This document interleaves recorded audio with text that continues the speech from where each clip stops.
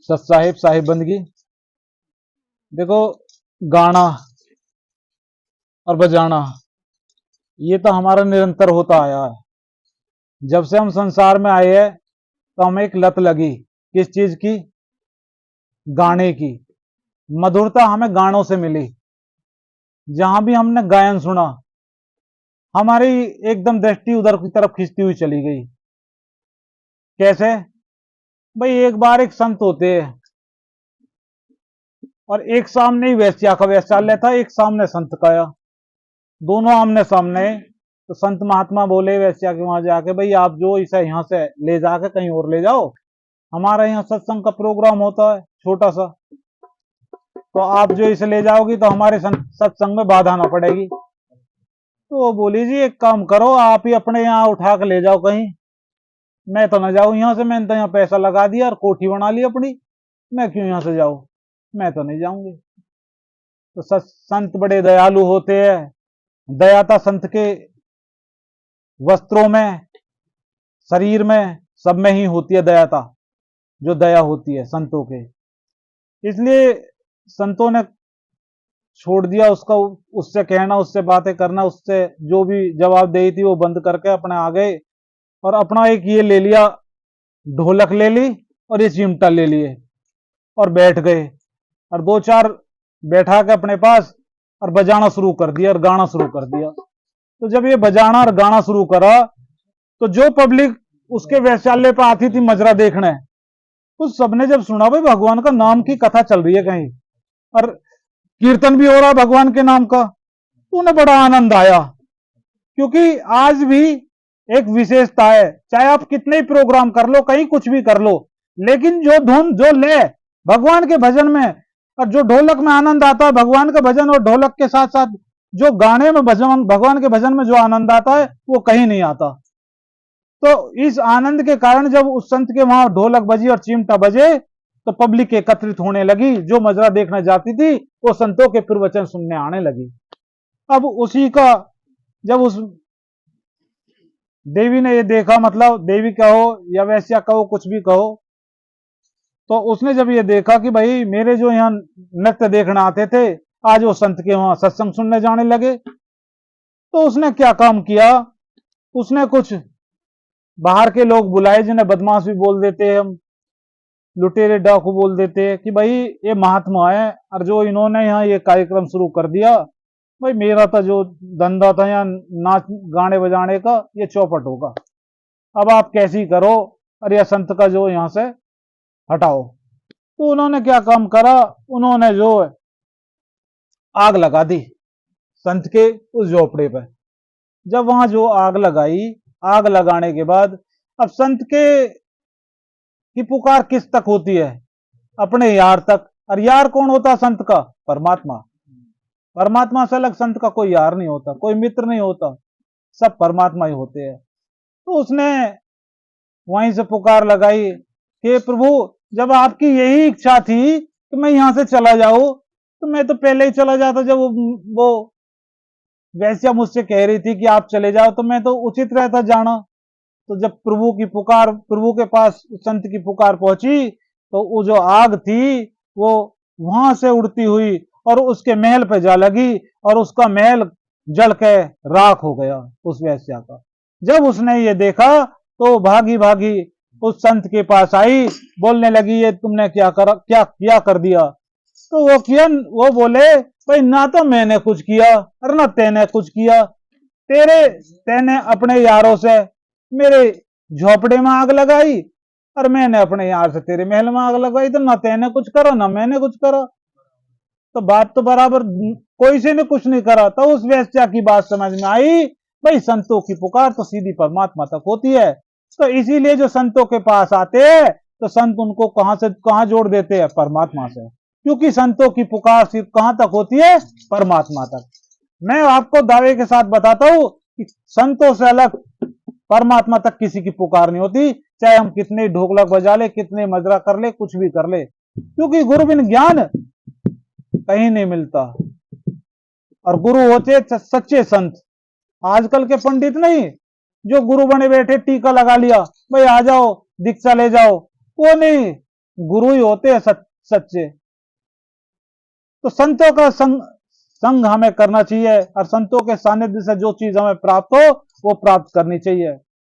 तो इसी के साथ मैं एक छोटी सी और कहानी सुनाऊंगा जिससे छोटी सी बात समझ में आएगी कि साधु जो होते हैं इतने प्रिय होते हैं, इतने प्यारे होते हैं कि अगर हम प्रेम से उनसे कुछ भी करने लगे, सेवा भी करने लगे उनकी, तो वो चीज हमें प्रदान कर देते हैं जो हमें हजारों करोड़ों जन्मों में प्राप्त नहीं होती। वो संतों से हमें पल भर की सेवा उससे प्राप्त हो जाती है, उनके वचन सुनने से प्राप्त हो जाती है। तो एक सज्जन थे, उनका बड़ा शीतल स्वभाव था।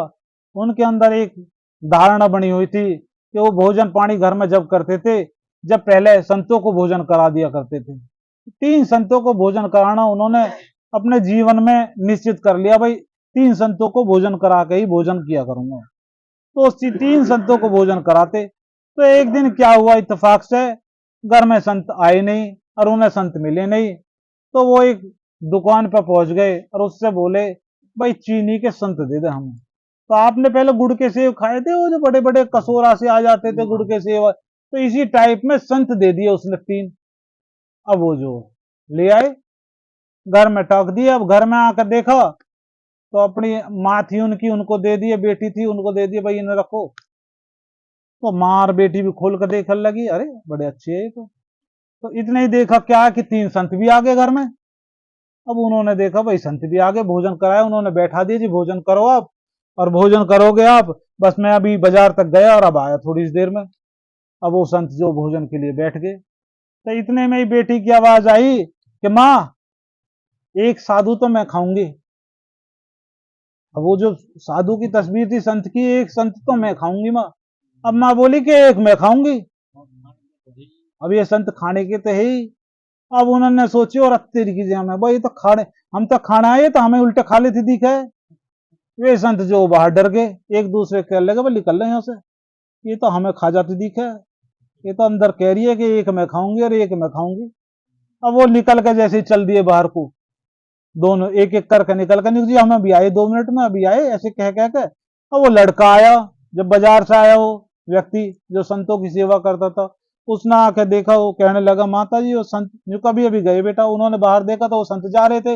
उन्होंने कहा महाराज महाराज रुको रुको, कहाँ जा रहे हो, मैं तो सुबेरी से भूखा हो। वो आने की और तेरी तीसरे यू खाएगा, भाई यू सुबेरी को भूखा हो। भाई इन्होंने तो खाने को प्रोग्राम बना रखा पूरा। बाबा हम रुको तो सही, रुको तो सही, रोके रोके बताई, उन्हें समझाई, भ्रम दूर करा। तो कहने का तात्पर्य इस कहानी का यही है कि हम यहाँ भ्रम में पड़े हुए, सिर्फ एक भ्रम है हमें, ये खा जाएगा वो खा जाएगा, हमें ये मार देगा, अगर मंदिर में न गए तो ये हो जाएगा हमारे साथ, ये सब भ्रम है। पहले तो इस भ्रम का जाल तोड़ना पड़ेगा। अब भ्रम का जाल कब तक नहीं छूटता प्राणी का, सारी उम्र चली जाती है। पहले युवा होता है, युवा होने के बाद शादी हो जाती है, बच्चे हो जाते हैं। एक व्यक्ति के 3 बच्चे हो गए, सब चीज हो गई, पूरा परिवार सेटल हो गया, तीनों बच्चों को दुकान पे सेटल कर दिया। उसके बाद भी उनकी दुविधा नहीं जा रही थी, पत्नी प्रेम नहीं जा रहा था, और पत्नी पोतीन में लगी रह गई, उसकी पोते पोतीन में। तो उसकी दुविधा नहीं जा रही, भाई कैसे करूं, यह पत्नी से प्रेम ज्यादा मेरा तर, या छोड़ कर जा नहीं सकता, गुरु के पास जाऊं कैसे। यही भ्रम में पड़ा रहता रात दिन और परेशान हो गया, कुत्ते से बदतर जिंदगी हो गई। खुद कहता भाई मैं तो, जैसे घर में औरतें कहती है भाई ये कुत्ता सेवा तक करता है, बुढ़ा पड़ा पड़ा कहा करे, कुछ ना करता, इंगे से इंगे डोले जा, रिंगे से इंगे डोले जा। तो लास्ट में आकर उन्होंने डिसीजन कर लिया कि भाई अब गुरु के पास जाऊंगा। चल दिए।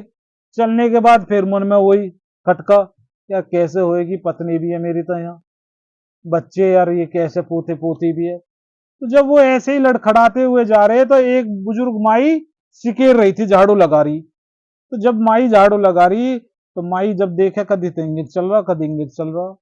तो माई बोली अरे भैया तो जाना एक दिशा चुन ले, कदी तो इंगित चल रहा, कदी इंगित चल रहा, मेरा झाड़ू होने लगन दे रहा। तो वाकई समझ में आ गई भाई एक दिशा चुन ले। तो वह माई बाकी कौन हो गई, गुरु।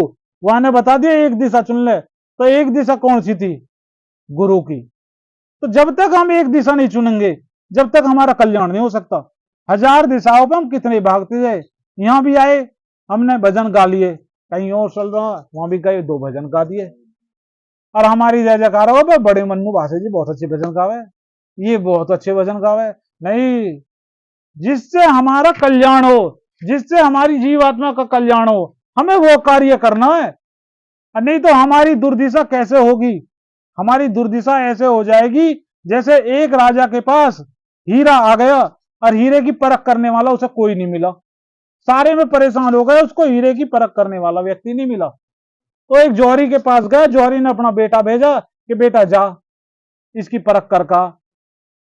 अब परख उसने कहा जी ये बहुमूल्य कीमती हीरा है, इसकी करोड़ों रुपए में कीमत है। उसने कहा मेरे पास हजारों आदमी आ गए लेकिन कोई इसकी कीमत नहीं बता पाया।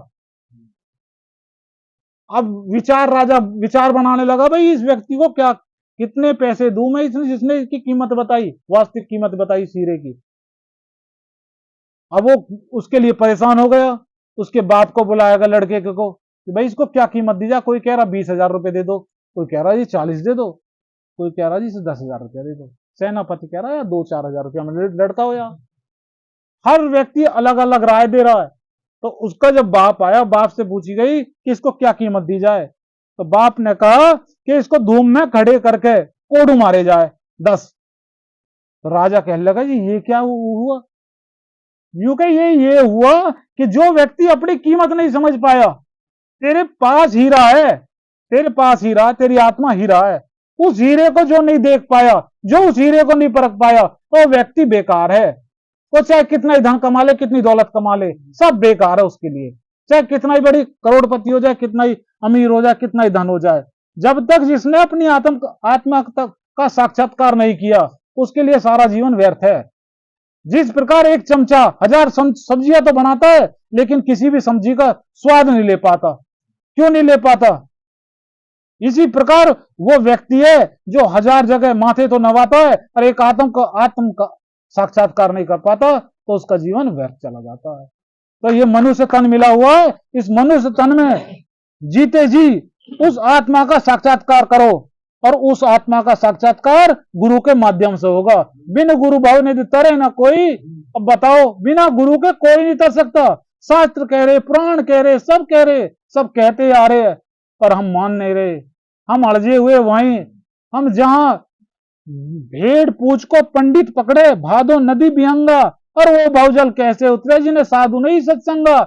जो संतों के पास नहीं गए उनको कैसे सत्संग मिल जाएगा? उनको सत्य की परख कैसे हो जाएगी? तो सत्य की परख कहां से होगी? संतों से सत्य की परख होगी। तो संतों के पास जाओ और सत्संग की परख करो। जब तक संतों के पास आके माथा नवा के सत्संग की परख नहीं करेंगे, सत्यता कभी भी आपके अंदर प्रकट नहीं होगी। एक बार अगर सत्य आपके अंदर प्रकट हो गया, मैं विश्वास के साथ कहता हूं, आप कभी नहीं भटकोगे।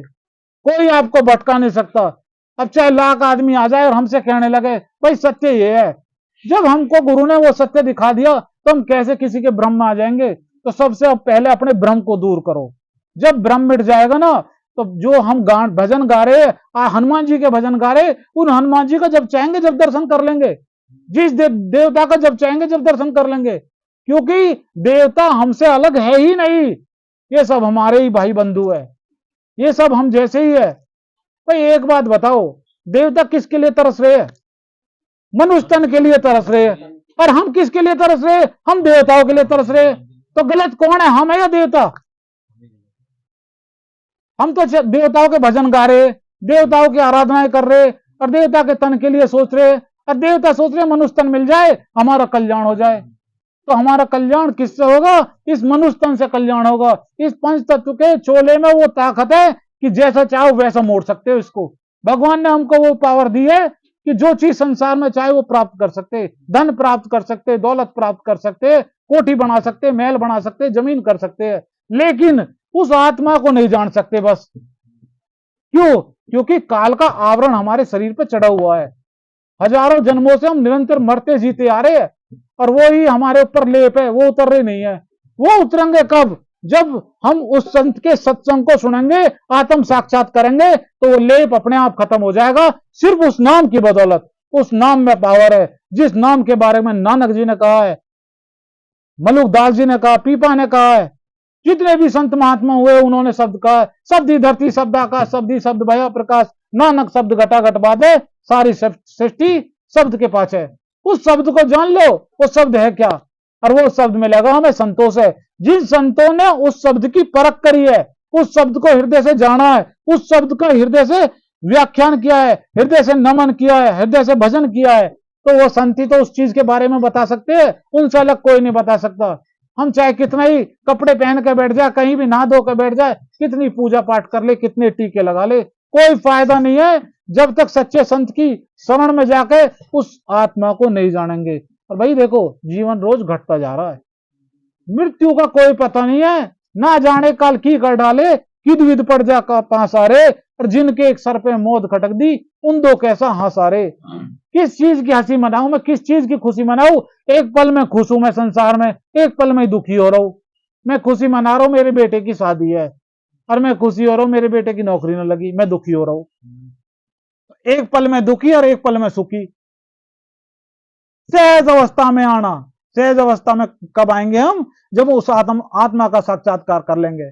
भाई हम क्यों भागते, क्यों आते इतनी दूर से, हम क्यों आए, हम इतनी दूर से? हमें कुछ गुरुजी में मिला जब ही तो आए हम ऐसी तो नहीं भग रहे। और तुम यहाँ के लोग, हम ये सोचते कि भाई गुरुजी की परख नहीं कर पा रहे, गुरुजी ने क्यों भगवा पहरा, क्यों गुरुजी इतने मंदिरों में बैठ के यहीं टिके हुए हैं? कोई ना कोई तो कारण है, बस कारण पे पहुंचो। मैं दावे के साथ कहता हूं, जो सच्ची लगन से गुरुजी के पास रहेगा, हृदय से सेवा करेगा, कुछ ना कुछ प्राप्त करेगा इनसे। भाई गुरुजी वो चीज है, परमात्मा से विनती करके कुछ लोगों को तो लुभाव में ताड़ देते। लुभाव पहले हम जब बोलते दुकान पे जाते, भैया इतना सारा सामान लिया, थोड़ा वो भी दे दे हमें लुभाव। तो गुरुजी भी तो कह दे कि भगवान जब मैंने इतने सारे इनसे भजन करवाया तो कुछ हमने लुभाव में भी ले चल मेरी, तो भगवान भी कह दे चलो भाई। तो गुरुजी के इतने पास आओ, इतने नजदीक आओ, इतनी सेवा करो, इतने भाव करो, इतने भजन करो, इतने कीर्तन करो, सब चीज करो, माने किसी के लिए नहीं है, बस हृदय से करो। जो भी करो हृदय से करो। जब तक हृदय में विरह नहीं जगेगी, जब तक प्रेम प्रकट नहीं होगा। प्रेम का रस पाया मीरा ने प्रेम का रस पा लिया।